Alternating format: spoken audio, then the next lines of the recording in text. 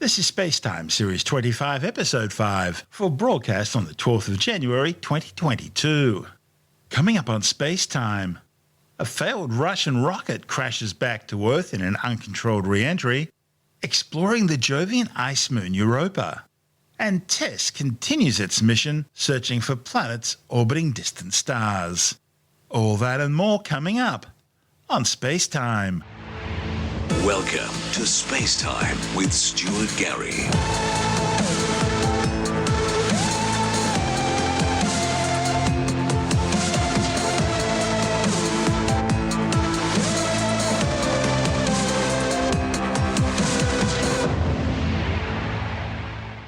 A failed Russian TESS launch has seen a 4-ton rocket stage crash back to Earth in a fiery, uncontrolled re-entry. The burning debris from the Angara rocket Percy upper stage slammed into the South Pacific Ocean east of French Polynesia. Mission managers had no idea where or when the wildly tumbling spacecraft was going to re-enter the atmosphere and consequently where it would hit the surface. The exact dynamics of the re-entry were going to be dependent on the rate of orbital decay, the amount of atmospheric drag the spacecraft was encountering, and how evenly that drag was distributed around the planet. Even the attitude of the spacecraft as it skipped across the upper layers of the atmosphere would have played a part. After 9 days of uncontrolled spaceflight, the Percy with its payload still attached re-entered the Earth's atmosphere as a brilliant fireball, hitting the ocean shortly afterwards. The mission had originally launched from the Plesetsk Cosmodrome, 800 kilometers north of Moscow. The flight was the fourth test of Russia's new Angara heavy-lift rocket. Named after a Siberian river that flows out of Lake Baikal, the Angara is designed to replace the aging Proton as Russia's new heavy-lift launch vehicle. And this flight was also designed to test the new Percy upper stage booster, which would carry the flight's dummy payload from low Earth orbit up into a high geostationary transfer orbit. While the Angara's 4 strap-on boosters, core stage and third stage, all performed nominally, the Percy upper stage failed to reignite for a planned second engine burn, leaving it, with its dummy payload still attached, in a useless out-of-control orbit. Mission managers weren't even sure if the Percy had vented the remainder of its 16 tons of rocket fuel. Luckily, the debris came down in the ocean, but it could have been so much worse. Moscow's faced major cleanup builds on past failed missions, with highly toxic hypergolic fuels contaminating vast areas, and spacecraft debris crashing near villages.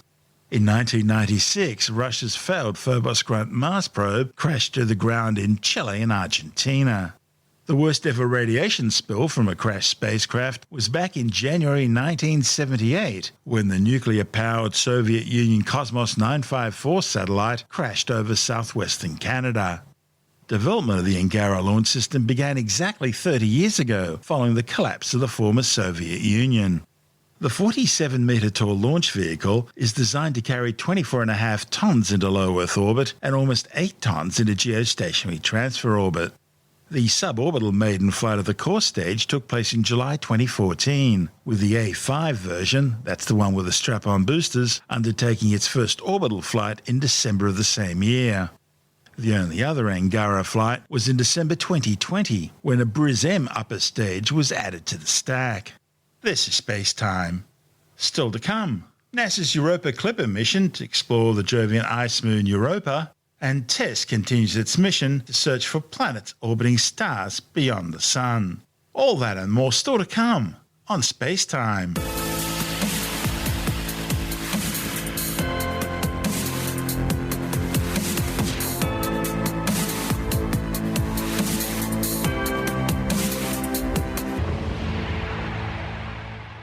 Back in 2005, images of a brilliant watery plume erupting from below the surface of Saturn's ice moon Enceladus captivated the world. The giant geyser of vapor, ice particles and organic molecules spraying out of the moon's South Pole Tiger Stripes region suggested there must have been a liquid water ocean below Enceladus's icy crust. The discovery thrust Enceladus, as well as other worlds in the outer solar system with no atmospheres and far from the heat of the Sun, towards the top of NASA's list of places to search for signs of life. and scientists are now preparing for a mission to one of these ice-covered ocean worlds, one which may also have plumes erupting into deep space, the Jovian ice moon Europa. Scheduled for launch in 2024, NASA's Europa Clipper mission will study the moon, trying to determine whether it would have the ingredients to make it a viable home for life beyond Earth. Like Enceladus, Europa is geologically dynamic, meaning that both ice-covered moons generate heat inside as their solid internal layers are stretched and flexed by the gravitational pull of their host planets and neighbouring moons. See, it's friction from these gravitational tidal forces rather than heat from the sun, which prevents the water in these worlds from freezing solid. The heat may also help produce or circulate life's chemical building blocks on their seafloors, including carbon, hydrogen, oxygen, nitrogen, phosphorus and sulfur. After all, the hydrothermal vents along the mid-ocean ridges on Earth's seafloors are teeming with life, and many scientists speculate it may even be where life on Earth began.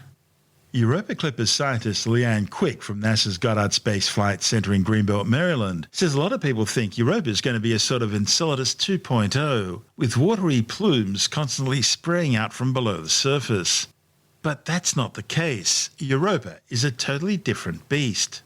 Observations from NASA's Galileo mission in the 1990s, as well as images by Hubble and large Earth-based telescopes, have reported detections of faint water plumes, or at least their chemical compounds, in Europa's thin atmosphere. But no one's really certain.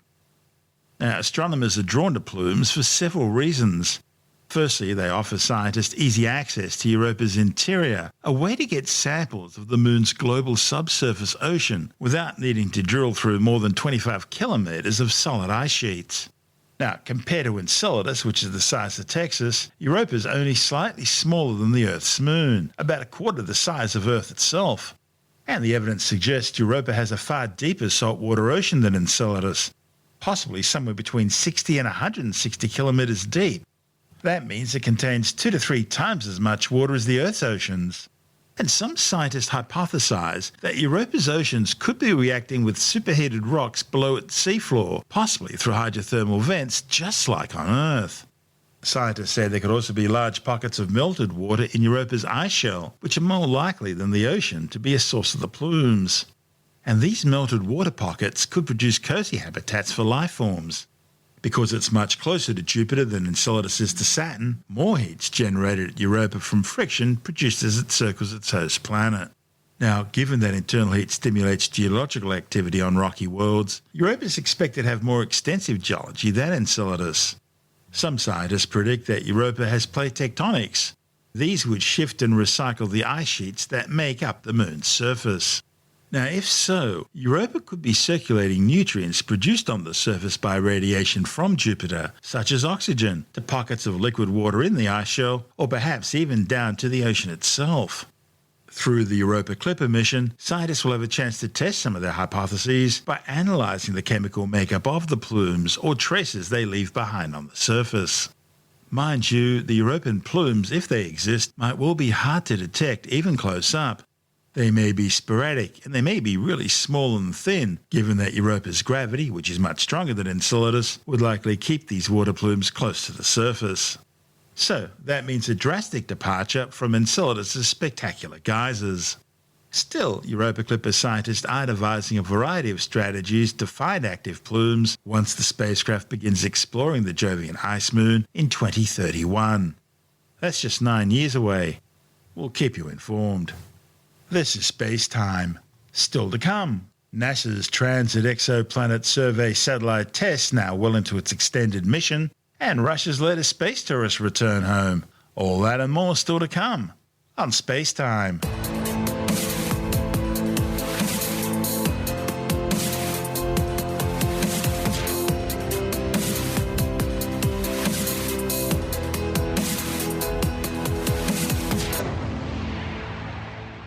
NASA's Transiting Exoplanet Survey Satellite TESS is now well into its 27-month extended mission, having already identified more than 2,600 candidate exoplanets, that is, planets orbiting stars other than the Sun. TESS searches for exoplanets using the transit method, and it covers an area 400 times larger than that surveyed by its predecessor, the planet-hunting Kepler Space Telescope. TESS was launched on April the 18th, 2018 aboard a Falcon 9 rocket and placed into a highly elliptical 13.7-day orbit with an apogee of over 400,000 kilometres, which is approximately the distance to the Moon, and a perigee of 108,000 kilometres, 3 times further out from the Earth than geostationary satellites. The spacecraft's primary mission was to survey the brightest stars near Earth for 2 years, looking for transiting exoplanets. The 362-kilogram satellite uses an array of wide-field cameras to perform a survey of 85% of the sky. To search for exoplanets, TESS watches a 24 by 96-degree section of the sky for 27 days at a time. Some of these sections overlap, so some parts of the sky were observed for almost a year. TESS concentrated on stars within 300 light-years of the Sun, watching for transits. That is, periodic dips in the brightness of a star caused by an object, say a planet, passing in front of the star as seen by TESS. With TESS, it's possible to study the mass, size, density and orbit of a large cohort of small planets, including a sample of rocky planets in the habitable zones of their host stars. The habitable zones are those areas around a star where it's not too hot and not too cold, but just right for liquid water, essential for life as we know it, to exist on a planet's surface. TESS provides prime targets, which are then examined in more detail by Hubble or ground-based observatories, and soon by the James Webb Space Telescope. While previous sky surveys with ground-based telescopes have mostly detected gas giants, and Kepler's Space Telescope has mostly found planets around very distant stars, too faint for characterization, TESS finds many small planets around nearby stars in the sky. Now, to qualify as an exoplanet candidate, an object must make at least 3 transits in the TESS data. It then passes through several additional checks to make sure these transits are real and not false positives caused by an eclipse or a companion star. TESS began hunting for exoplanets in the southern sky in July 2018, while also collecting data on supernovae, black holes and other phenomena in its line of sight. After completing the southern portion of its initial survey in July 2019, TESS began searching the northern skies, completing that survey in July 2020. It then began its extended mission, which includes a new set of target stars, increased frequency imaging, and observations of regions nearer the ecliptic. This report from NASA TV. TESS, the Transiting Exoplanet Survey Satellite, is NASA's newest planet hunter. With mountains of data to analyze, scientists have just scratched the surface of what they can learn using TESS. Here are some noteworthy discoveries from TESS's first year. In September, the TESS team released the first of 26 planned sector images. Each sector is a 24 by 96 degree strip of sky monitored by TESS's 4 cameras. By the end of 2018, TESS began delivering on its promise to discover new worlds around nearby bright stars when astronomers announced the mission's first new exoplanets.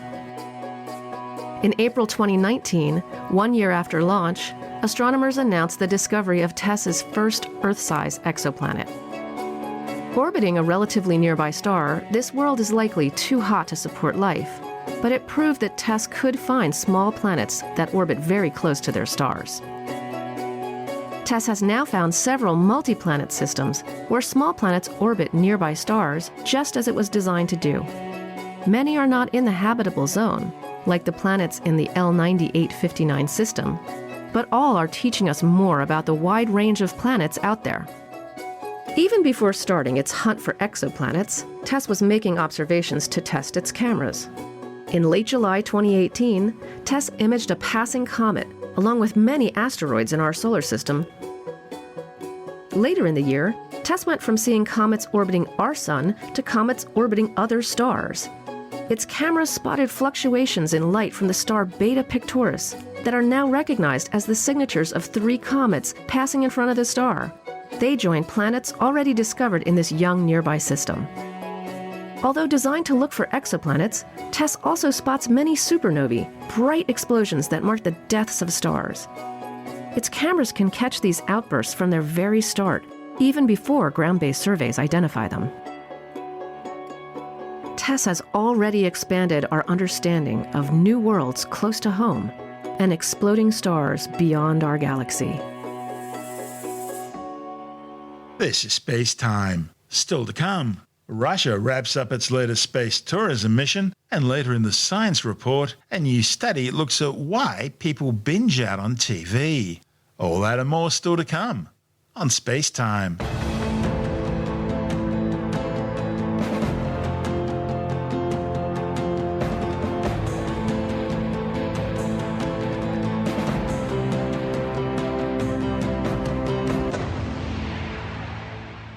Two Japanese space tourists and a Russian cosmonaut have returned safely to Earth aboard their Soyuz MS-20 capsule.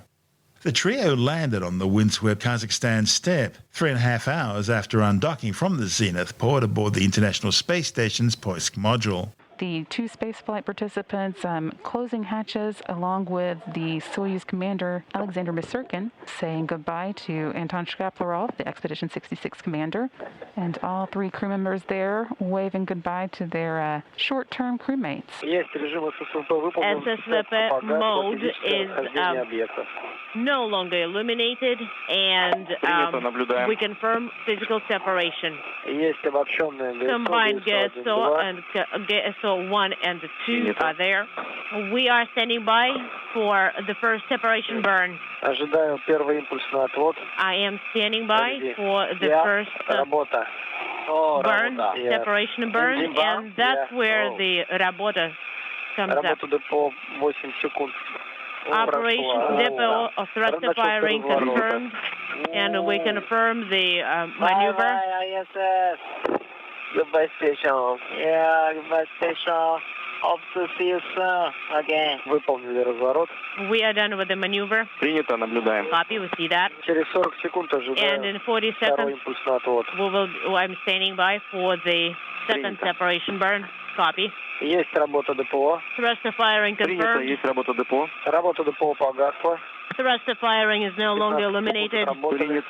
We are done with this burn. The space tourists have been on a 12-day adventure to the orbiting outpost. The Russian Federal Space Agency Roscosmos says bad weather and frigid conditions delayed the helicopters from reaching the landing site after touchdown.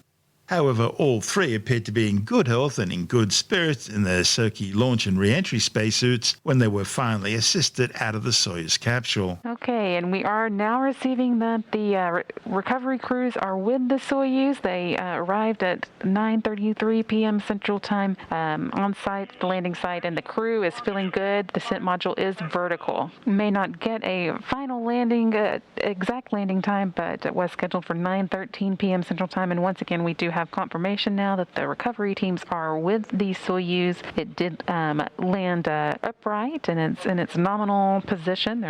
There is possible for it to land on its side, and that's not a problem, but this will hopefully speed recovery efforts along a little bit. Again, the recovery crews and those Mi-8 helicopters and the all-terrain vehicles have made it to the Soyuz's landing site and should now be working on extracting the crew from their Soyuz vehicle. Again, wrapping up 12 days in space, 189 orbits, and 4.6 million miles that Saku Mizawa and Yozo Hirano have traveled in the course of their flight.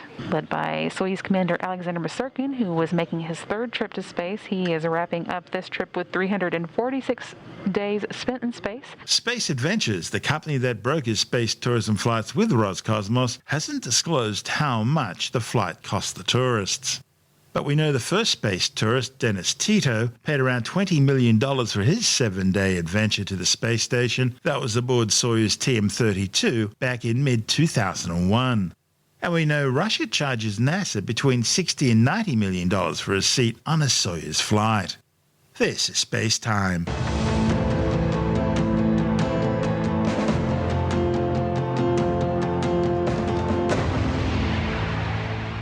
And time now to take another brief look at some of the other stories making news in science this week with a science report. A new study warns that the amount of rainfall in the Arctic may increase at a faster rate than previously thought. The findings, reported in the journal Nature Communications, show that the total rainfall could supersede snowfall in some parts of the Arctic by 2060, decades earlier than expected. The authors argue that more stringent climate mitigation policies are required, as a rainfall-dominated Arctic would have impacts on ice sheet melting, rivers and wild animal populations, and it would have important social, ecological, cultural and economic implications. Northrop Grumman has started work on the first of Australia's new MQ-4C Triton high-altitude aircraft. Based on the original Global Hawk, the new long-range reconnaissance and surveillance drones will have the same intelligence-gathering capabilities as the US Navy's new Tritons, which are now being commissioned into service. The first Australian Air Force Tritons should be flying in Aussie skies by 2024. A new study claims that the desire to escape boredom is the main reason people binge watch TV on streaming services. The findings, reported in the journal Frontiers of Psychiatry, suggest that people with a lack of impulse control or forethought are more likely to binge watch TV at problematic rates. Researchers surveyed over 600 people aged 18 to 30 who have watched more than one episode of a TV show in a single sitting. They say that people with impulse control difficulties, a desire for escapism, and those looking to avoid loneliness were more likely to binge watch, with 1 in 5 saying they'd watch between 6 and 20 episodes in a single sitting. The researchers say more studies are needed to draw a line between healthy and unhealthy binge watching. The world's largest consumer electronics show, CES, has provided us with another glimpse of the future of technology. While somewhat reduced in size this year thanks to COVID, the best of tomorrow's gadgets were still on display at the show in Las Vegas. This year's highlights included the latest in AK flat screens, a robotic chef that cooks gourmet meals identical down to the molecular level with the finest recipes, a battery-powered mini projector that plugs into your smartphone to display pictures or movies anywhere you want. There was a holographic device for three-dimensional communications, a car that can change colour, and an autonomous robotic tractor that does all the work for the farmer. With the details, we're joined by technology editor Alex Zaharov-Reut from ITWire.com, who's at CES. Samsung has a remote control, for example, that not just is solar-powered with ordinary batteries as well inside, but it can harvest energy from the radio frequency from your router, from Wi-Fi. And that is something we'll see in more phones and other devices over the course of this decade. I saw a company here called Energous, which makes a RF transmitter for wireless power, and at the moment, these things are for smaller devices. They don't have it ready yet for phones. We did actually see Motorola and Lenovo show a demo in 2021 of this technology at work, but if you walked in front of it, the charging stopped. Now, there's Doosan Bobcat. It's a Korean company that bought the Bobcat brand, and they have the world's first fully electric Bobcat unit. And instead of just having hydraulic attachments to pick up dirt and to move things around, this is all electric based with, I think there's actuators, and so there's no hydraulic fuel. You have 1 quart of some sort of oil as opposed to 57 gallons of hydraulic fluid that would have to be used. It's using electricity rather than diesel, and can give you 4 hours of constant non-stop use or 8 hours of a sort of normal usage. And they actually use a transparent OLED. So the screen in front of you that you look out of, your windshield as such, is actually the control center for the unit. Now, obviously, you have steering wheels and other things in front of you to control things, but you have all this digital information that would otherwise be on an LCD screen. But here it's actually on the front of the screen itself, transparently, like something out of a science fiction, like something out of a science fiction movie. So you're tapping the screen, you're tapping these icons, and you can imagine that this is the sort of thing that would be used in future moon buggies. Clearly, this sort of technology would be perfect to use on Mars or on the moon, where you're not going to have easy access to hydraulic fluid. You'll have plenty of access to solar energy to recharge things and to run around, and you have that industrial kind of design and capacity that you would need for a moon mission or a Mars mission. There was a thing called a Cubo, Q-U-B-O-O, which launched a couple of years ago. It's like a cat that sits on your lap with a tail, but it has no legs and no head, and it sort of wags its tail and moves around, and it's great for older people in homes and people that want to have a pet but can't have it. Yeah, headless cat, that's what everyone wants.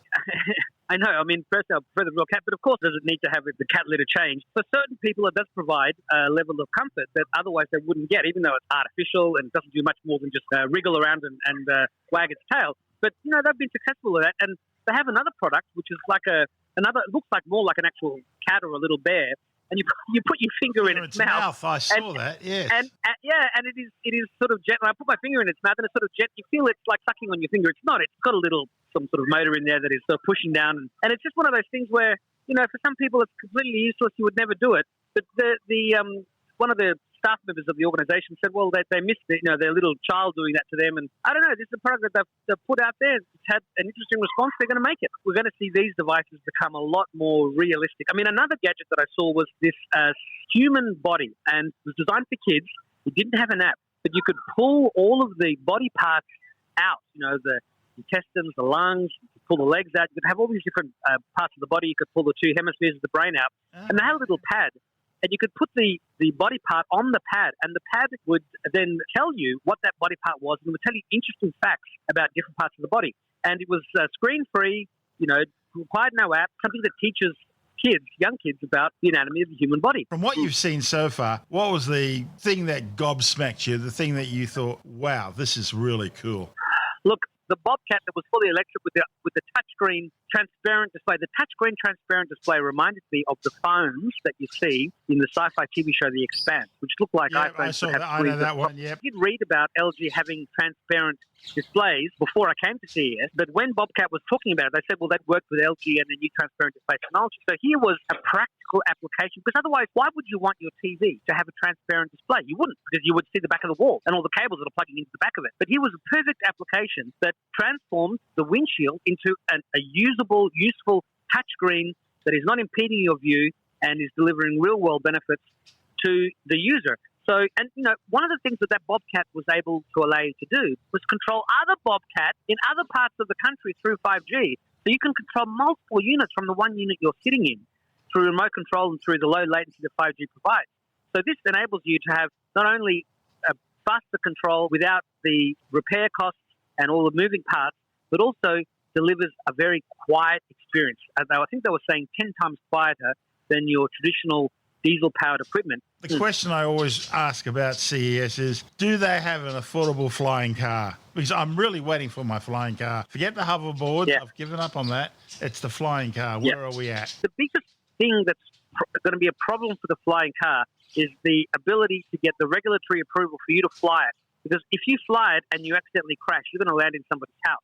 And that's why we don't have flying cars yet. Besides the fact they're expensive and they're noisy, and they haven't got the form factor right, and of course you need to have the right sort of fuel. Can't really trust electric technology to have enough power. I mean, they have had drones that were flying taxis, and that's using 8 or 9 rotors or whatever it might be. So the flying car, there's been a lot of talk about that for the last 40, 50 years since we've had the Jetsons. I think George Jetson was born in 2022. Well, if that was the case, I mean, he's probably 30 or 40 in the TV show, so we've still got a few years, if not decades, to go before flying cars truly become something affordable and reliable and safe enough that you won't have people who are drunk or otherwise, having a medical episode or something, crashing their flying car into your house, which would be a terrible, terrible thing to have happen. That's Alex Zaharov-Reutt from ITY.com.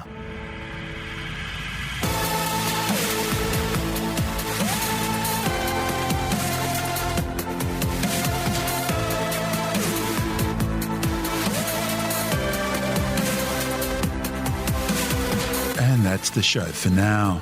SpaceTime is available every Monday, Wednesday and Friday through Apple Podcasts, iTunes, Stitcher, Google Podcast, Pocket Casts, Spotify, Acast, Amazon Music, Bytes.com, SoundCloud, YouTube, your favorite podcast download provider, and from SpaceTimeWithStuartGary.com.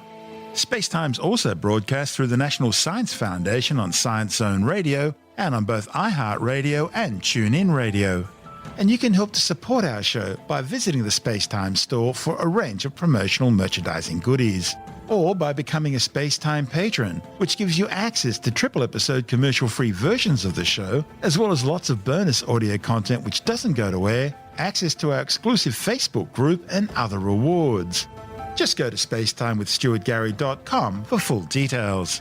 And if you want more SpaceTime, please check out our blog, where you'll find all the stuff we couldn't fit in the show, as well as heaps of images, news stories, loads of videos, and things on the web I find interesting or amusing.